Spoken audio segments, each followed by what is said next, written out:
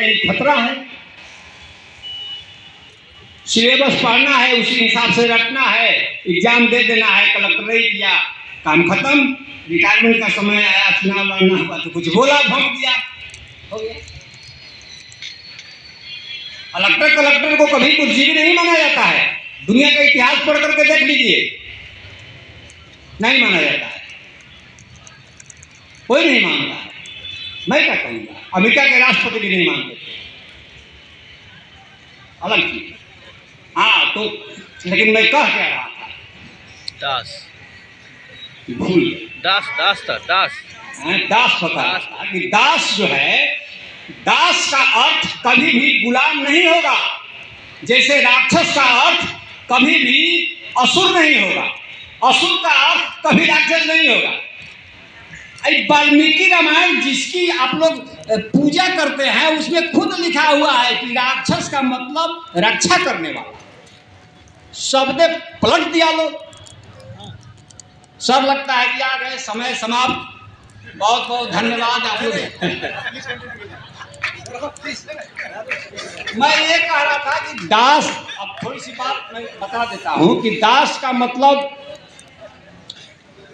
दास शब्द जो बना है दसन से, आप प्राकृत का डिक्शनरी पढ़िए, उसी का ये शब्द है दास। दास दसन मतलब कि देखना, और देखने वाला दृष्टा वो दास है, जिसको आप लोगों ने गुलाम मान करके पढ़ रहे हैं। और सभी विश्वविद्यालय में क्या ड्यू, राजकुमार जी तो थे, हम गए थे कहीं वहाँ दिल्ली में, हम कहे क्या आप लोग बच्चे को गलत पलट पढ़ा रहे हैं, उल्टा पुल्टा।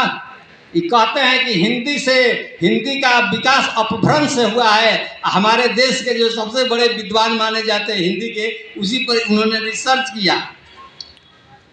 हम कहे कि कोई आदमी कहा है कि हमारी भाषा अपभ्रंश है। अपभ्रंश मतलब नीचे गिरा हुआ, पतित। सब पढ़ा रहा है बीएचयू में, जेएनयू में, हर जगह कि अपभ्रंश से हिंदी का विकास हुआ। और कोई आदमी कही नहीं रहा है कि मेरी भाषा अपभ्रंश है। अपभ्रंश माने गिरी हुई। तुम्हारी भाषा में बीमारी पकड़ी है कि पहले की भाषा बढ़िया थी संस्कृत, और बाद की भाषा अपभ्रंश हो गई, बिगड़ गई। सारी दुनिया जा रही है पाषाण युग से विज्ञान युग की तरफ से, तो तुमको नहीं लगता है कि वो उल्टा है? वो डेवलपमेंट है, प्राकृत का डेवलपमेंट है, जिसको उत्तर प्राकृत हम लोग कह सकते हैं। लेकिन अब पढ़ाई जा रही है भाई, इसको रोकने की ताकत किसको है? बहुत सारी चीजें, हम तो इस चीज के भी बात लंबी हो जाएगी, हम इस चीज के भी विरोधी रहे हैं कि आप लोग कहते हैं कि ये लिंग भेद खत्म कीजिए। प्रोफेसर साहब समाज से महिलाओं